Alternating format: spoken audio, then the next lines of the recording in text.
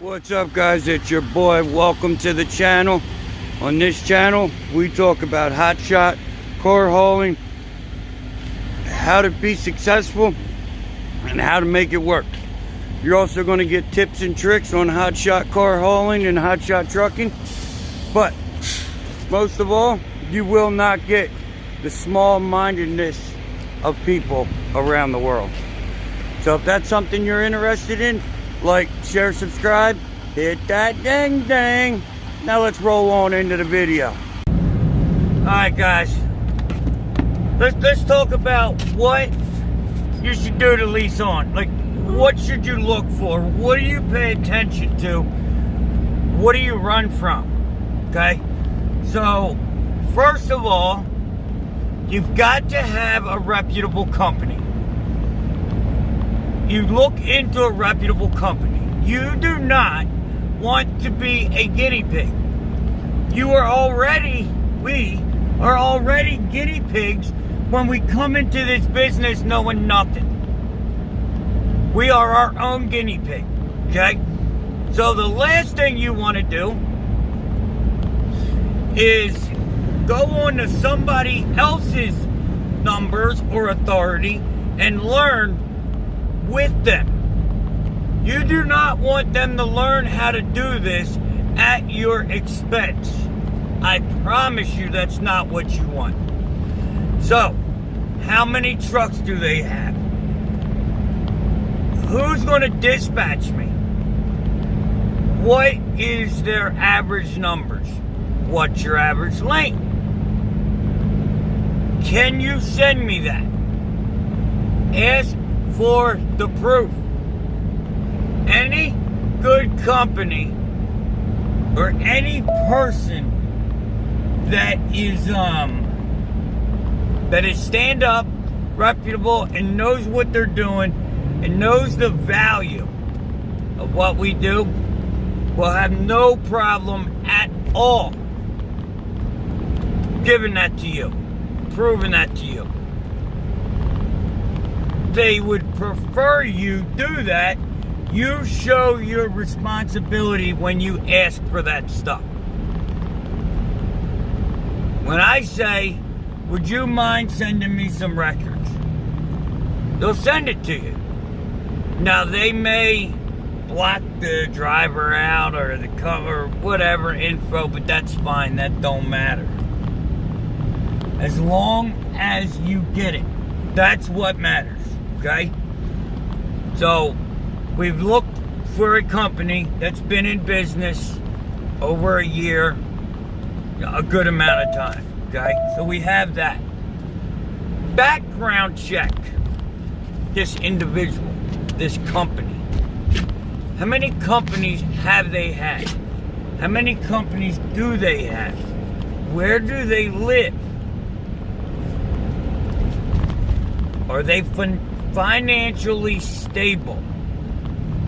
Because people are going to say, well, their financial stability doesn't matter to me. Whoa, it definitely does matter there, buddy. Because if they are living paycheck to paycheck, right? That's how they live, which is fine. A lot of people do. But they get, I don't know, your $5,000 check or your money. They get your money for the week. Well, some tragic emergency happens to them. Let's say their truck blows up, maybe. Or something happens at home with the wife and kids, or the 19 happens like we're doing now. Are they going to need your money? Will they consider using your money? Will they take your money? Or do they care enough about you to give it to you like they should? Turn left. Which is all we can hope for, and that's what you really, really want. You don't want a carrier that's paycheck to paycheck to be teased with your money. Continue on just route. Don't. Make sure they're financially stable. Anybody leasing trucks on should have 20, 30 grand in the bank. They should not be struggling with like the paycheck to paycheck, or, you know, not having enough money to cover the insurance. Like, if your carrier covers insurance, right? And let's say everything stops for a month, 3 weeks, 2 weeks. Are you going to go out of business? Or can the insurance be covered? Obviously, it needs to be covered. But you got to make sure that's possible. If it can't be covered, you're in trouble. And if you pay the insurance and you're not running due to emergency, what's going to happen with your future? So the whole reason for leasing on is to, there could be a couple different reasons. Lowering your cost, being more financially stable because it makes more sense, or to gain the experience, or just to feel better about yourself, being comfortable, you know, with what you're doing. So whatever your goal and reason for doing this is, you've got to make sure that they are the solution. Like, I did this to lower my operating cost, you know, of the business. Well, I pay less now than most people do for their own business. Alright guys, so you've researched the company, you found out what they do, where they go, and then you've researched the person. You know what I mean? Like, and I'm not talking about like all in background check, give me your firstborn, credit score, none of that. Like, that's a little absurd. But Google them, you Google them, Facebook check, you know what I mean? Like, you make sure you know what you're working with. Facebook will tell a lot about a character.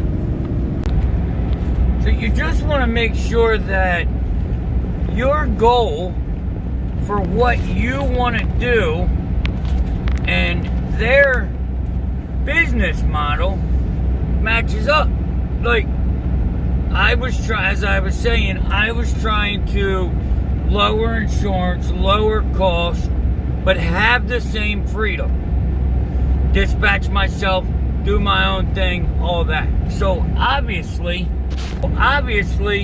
paying 25% of gross plus my own insurance plus, which a lot of these carriers are doing, would not work.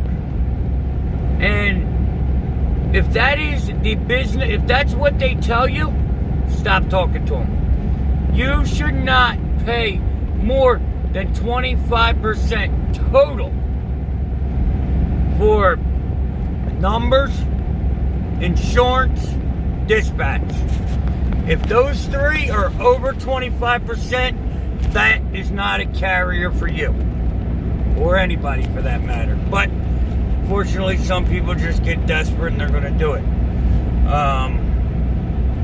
Now, and there's a carrier out here, right? And you want to talk to their drivers. Do they have other drivers?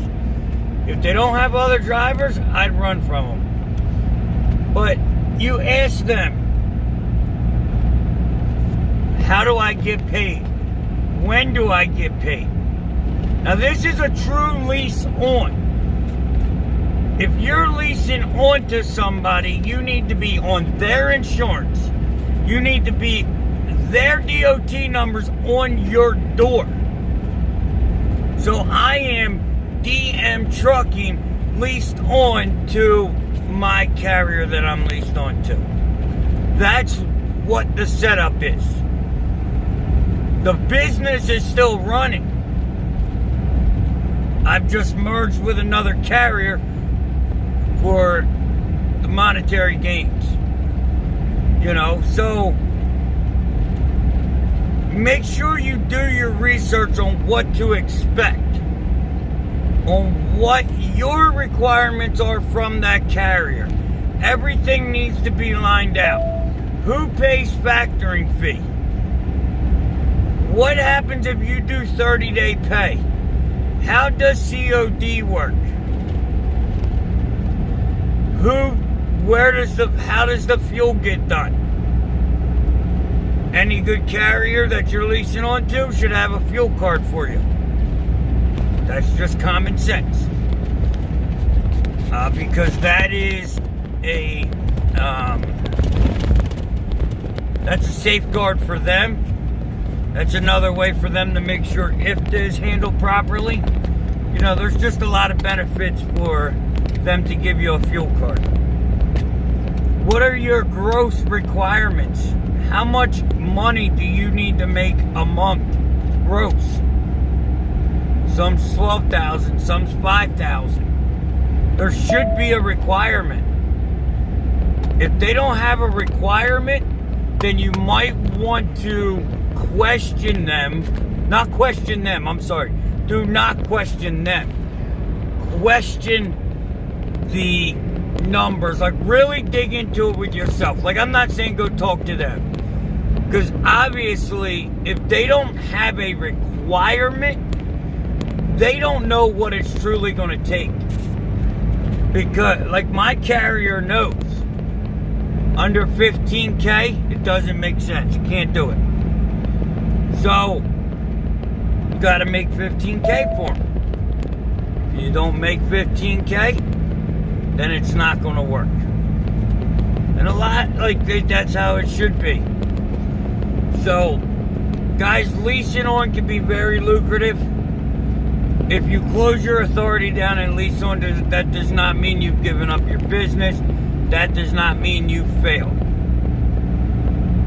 Probably means you're smarter than most, and your name on the door isn't that important. It's all about monetary gains for me, man. I get enough publicity and, you know, reputation, all that. My name on the door is not worth $24,000. You know? I mean, yeah, I could have kept going. Yeah, I could have made it work, but, you know, it just didn't make sense at a certain point. So, guys, just like I said, be very careful who you lease onto. Most of the time, you should not have to pay money down for your insurance.